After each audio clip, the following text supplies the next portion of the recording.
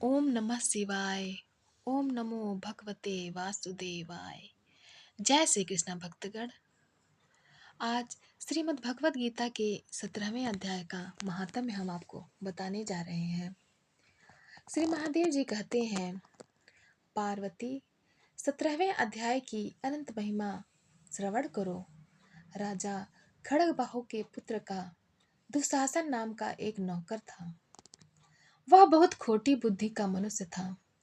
एक बार वह मांडलिक राजकुमारों के साथ बहुत धनबाजी लगाकर हाथी पर चढ़ा और कुछ ही कदम आगे जाने पर लोगों के मना करने पर भी वह मूढ़ हाथी के प्रति जोर जोर से कठोर शब्द करने लगा।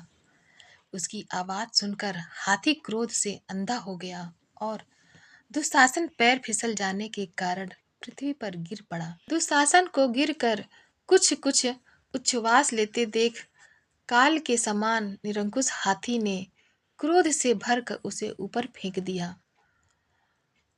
ऊपर से गिरते ही उसके प्राण निकल गए। इस प्रकार कालवश मृत्यु को प्राप्त होने के बाद उसे हाथी की योनि मिली और सिंहल द्वीप के महाराज के यहाँ उसने अपना बहुत समय व्यतीत किया। सिंहल द्वीप के राजा की महाराज खड़गबाहु से बड़ी मैत्री थी, अतः उन्होंने जल के मार्ग से उस हाथी को मित्र की प्रसन्नता के लिए भेज दिया। एक दिन राजा ने इस लोक की समस्या पूर्ति से संतुष्ट होकर किसी कवि को पुरस्कार रूप में वह हाथी दे दिया और उन्होंने 100 स्वर्ण मुद्राएं लेकर असाध्य ज्वर से ग्रस्त होकर मरणासन हो गया। हाथीवानों ने जब उसे ऐसी सोचनीय अवस्था में देखा तो राजा के पास जाकर हाथी के हित के लिए शीघ्र ही सारा हाल का सुनाया। महाराज, आपका हाथी अस्वस्थ जान पड़ता है। उसका खाना पीना और सोना सब छूट गया है। हमारी समझ में नहीं आता इसका क्या कारण है। हाथीवानों का बताया हुआ समाचार सुनकर राजा ने हाथी के रोग को पहचानने वाले चिकित्सा कुशल मंत्रियों के साथ उस स्थान पर पदार्पण किया जहां हाथी ज्वरग्रस्त होकर पड़ा था।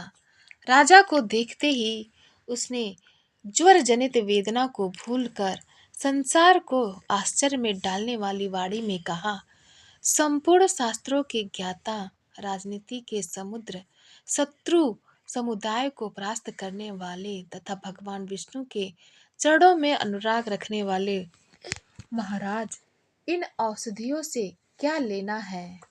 वैद्यों से भी कुछ लाभ होने वाला नहीं है। दान और जप सभी क्या सिद्ध होगा।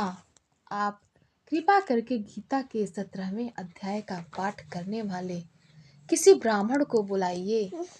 हाथी के कथानुसार राजन ने सब कुछ वैसा ही किया। तदंतर गीता पाठ करने वाले ब्राह्मण ने जब उत्तम जल को अभिमंत्रित करके उसके ऊपर डाला, तब दुशासन गजयोनि का परित्याग करके मुक्त हो गया। राजा ने दुशासन को दिव्य विमान पर आरूढ़ तथा इंद्र के समान तेजस्वी देखकर पूछा, पूर्व जन्म में तुम्हारी क्या जाति थी, क्या स्वरूप था, कैसे आचरण थे और किस कर्म से तुम यहाँ हाथी होकर आए थे, ये सारी बातें मुझे बताओ। राजा के इस प्रकार पूछने पर संकट से छूटे हुए दुशासन ने विमान पर बैठे स्थिरता के साथ अपना पूर्व जन्म का उपर्युक्त समाचार यथावत का सुनाया। तत्पश्चात नरश्रेष्ठ मालव नरेश ने भी गीता के 17वें अध्याय का पाठ करने लगे। इससे थोड़े ही समय में उनकी मुक्ति हो गई। गीता के 18वें अध्याय का महात्म्य जानने के लिए आप हमारे चैनल सनातन कथा संग्रह को लाइक करें, शेयर करें और सब्सक्राइब करें। धन्यवाद।